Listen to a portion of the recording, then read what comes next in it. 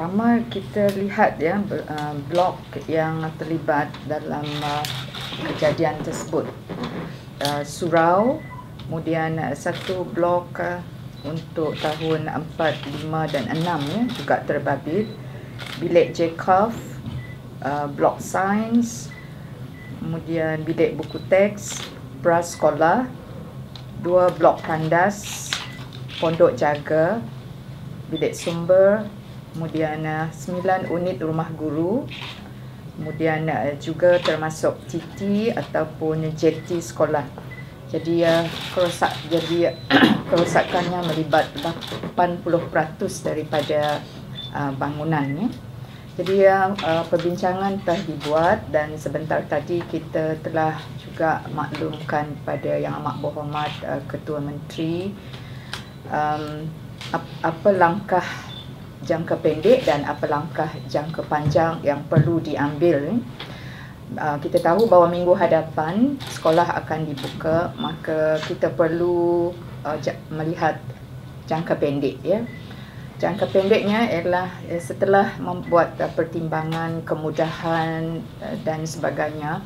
Jadi pengarah Jabatan Pendidikan telah menerima cadangan daripada PPD bahawa kita akan menggunakan SK SPAU ya, sebagai sekolah sementara bagi sekolah SK budak ni.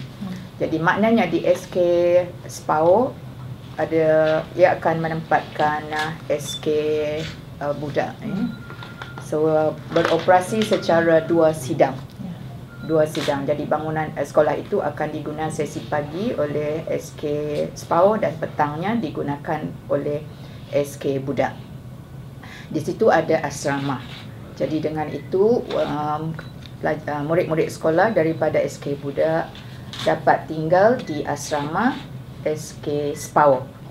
Kecuali untuk kanak-kanak prasekolah, kanak-kanak prasekolah, oleh kerana mereka ini umurnya masih muda lagi, dan kita biasanya tidak menggalakkan anak-anak berjauhan daripada ibu bapa pada usia yang sebegitu muda, dan memandangkan masih ada satu blok iaitu bilik komputer dapat digunakan. Jadi bilik komputer itu akan digunakan oleh kanak-kanak ini, kanak-kanak prasekolah. Jadi prasekolah akan beroperasi di bilik komputer.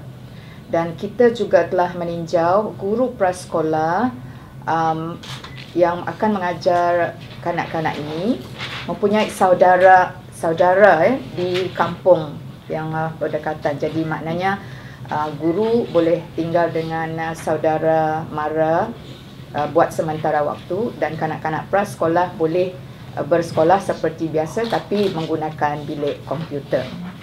Itu adalah interim measure kita. Dan untuk long term plan ya, iaitu telah dibincang tadi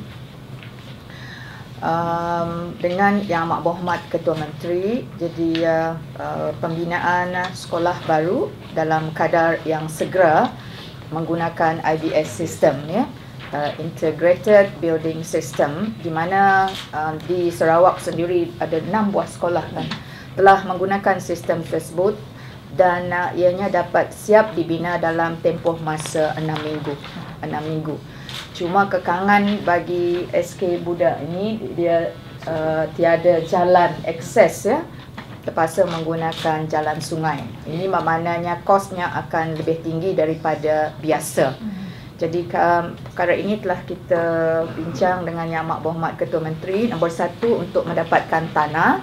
Jadi telah dipersetujui tadi, surat telah dituliskan, telah dipersetujui oleh Yang Amat Berhormat Ketua Menteri agar kerajaan negeri memberi sebidang tanah yang luasnya dalam 3 hingga 5 ekar untuk menjadi tapak membina sekolah baru ini. Dan telah dikenal pasti lokasinya ialah kira-kira 2,5 kilometer jauh daripada sekolah yang ada sekarang, yang telah masuk dalam sungai ni. It's about 2.5 kilometers away, and will be replacing the old schools.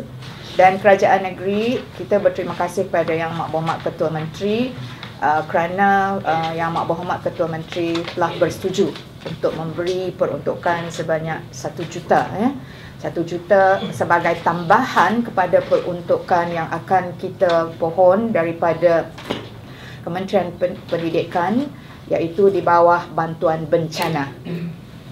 Bantuan bencana. Okey. Itu langkah jangka panjang kita. Dan kita berharap bahawa sekolah itu dapat dibina dalam kadar yang cepat dan kadar segera.